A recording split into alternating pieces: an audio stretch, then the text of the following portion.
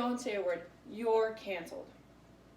Cancel culture has been around since the beginning of time, but has resurfaced in this past year with the rise of popular stars being banned from social media and fired from their positions.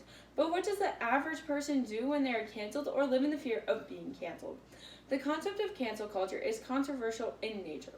One individual may see the individual being held accountable for their actions, while the other person may see it being controversial. Individuals should be held accountable for their actions, but is canceling the right path to hold someone accountable? As a society, we should be open to exploring opposing views to find a path of acceptable tolerance. In this speech, through understanding the history of cancel culture and impact on all individuals, I want each of you to understand the impact of words on those around you while understanding the importance of tolerance. Now, cancel culture is when a public figure says something that is considered offensive to a given group.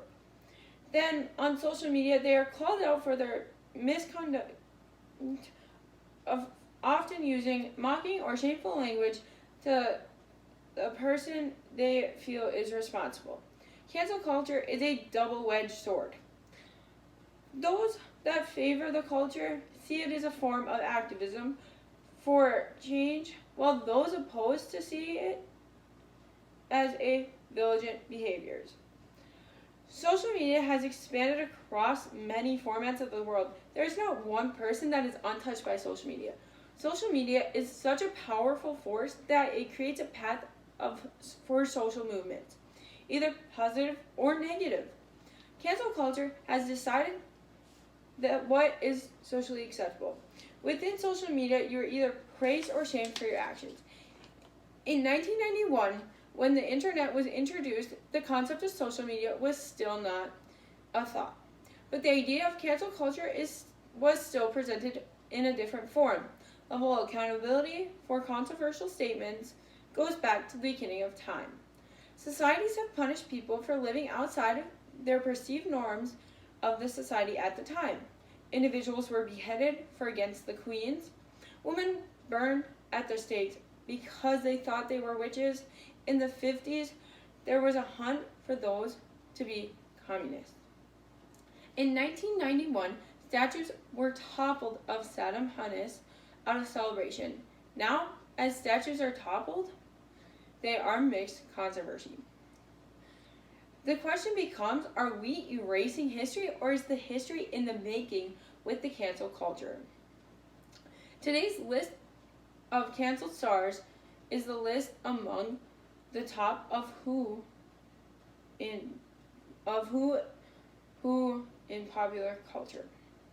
J.K. Rowling, Doja Cat, Morgan Wallen, Lea Michele, Ellen DeGeneres, Rowan Atkins, Chris Harris, and Tucker Carlson. That is just a list of celebrities that have been canceled for comments they have made on social media in the past or in the present. It is not the only stars that are being canceled, but companies are facing a form of cancellation because of their figure in company may have said or behaved. These companies may include MyPillow and Goya for being avid supporters of Donald Trump during his campaign for re-election. Disney is now replacing a filter on Dumbo and the Aristocats. Pepe Le Pew is no longer going to be a part of the sequel to Space Jam. Dr. Seuss books are no longer going to be printed because of negative stereotypes.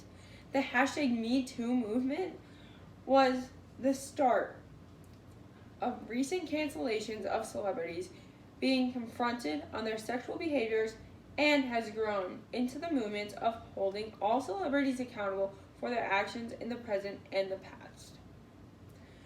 For celebrities, their careers has little to no impact if they are canceled. Matter of fact, Morgan Wallen is and still has his music on the charts for the #1 for numerous weeks after being canceled. In fact, Morgan Wallen, since he was canceled, has now been the best-selling album, with it being #1 for 24 weeks, which beats Taylor Swift's Fearless chart album. J.K. Rowling still has the largest Harry Potter following and has not hurt her career. Many of the above celebrities still highly successful careers with little to no impact on their career or financially. However, the average person is truly a victim of cancel culture, not powerful people or companies. Actually, a professor at USC was placed on leave because someone thought she used the N-word when in matter of fact, she used a Chinese word for the word that.